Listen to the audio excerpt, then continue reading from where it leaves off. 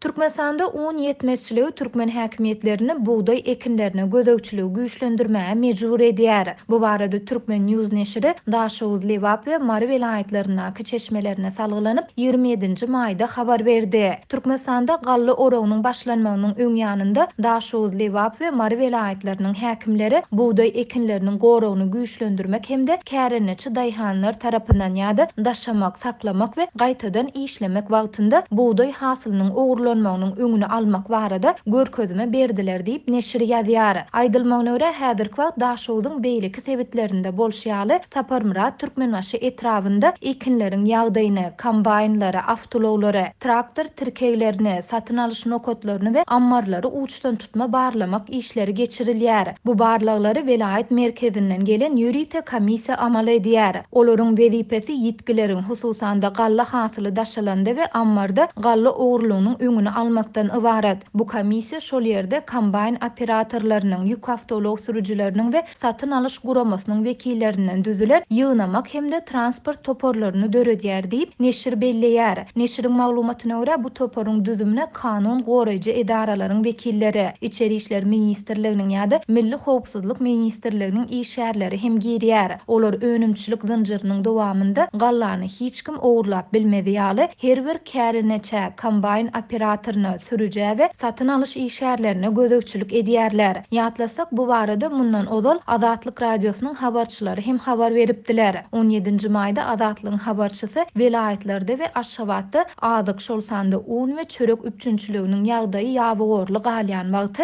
ýurdun kanun goraýjy edaralarynyň şol sanda Milli howpsuzlyk ministrliginiň, İçeri işler ministrliginiň işgärlerinden hemde harbylardan ibaret ýürite toporlaryň nowatdaky galla mövsüminde Lewap vilayetinde ösüp oturan buğdaýlary garawullamagy taýýarlyk görýändigini aýdypdy. Şonu habarçy Lewapda häkimetleriň öňümizdäki buğday mövsüminde bişen galla hasylynyň ogurlanmak ähtimallygynyň howatyr edýändigini hem belläpdi. Habarçy güýç edaralarynyň arasynda şeýle aladalaryň güýjemegine vilayetin çäginde şu günler ösüp ýetişen gök bakça hasyllarynyň barha köp ogurlanmagynyň esas döredýändigini hem aýdypdy. Bu aralykda 28-nji maýda Azatlygyň Mary vilayetiniň Bayramaly şäherine habarçysy şu günler kanun goraýjy edaralaryň işgärleriniň mal garalary üçin kiçi awtolownyň arkasynda haşal otlary alyp barýan käreneçleri de ýolundan saklap olary jikmejik barlaýandygyny habar berýär. Bayramalynyň Gökdepe daýhan birleşiginde bir käreneçi öz buğday meýdanyndan mallary üçin haşal otlary ýygyp kiçi awtolownyň arkasyna atyp öýüne uğranda onu ýoluň ugrunda kanun goraýjy edaralaryň işgärleri saklaýarlar. Olar daýhandan awtolowundaky ähli otu düşürmegi soraýarlar. Daýhan näme bolanyny düşünmän sebäbini soranda düşürmäne gorkýan welin otun arasynda buğday alyp barýarsyňmy diýerler. Olar otu aýaklary bilen dörýärler-de hiç bir buğdaýyň çöpüni hem tapman ulowlaryna münüp gidýärler diýip habarçy ýakynda bolan bir wakany gurrun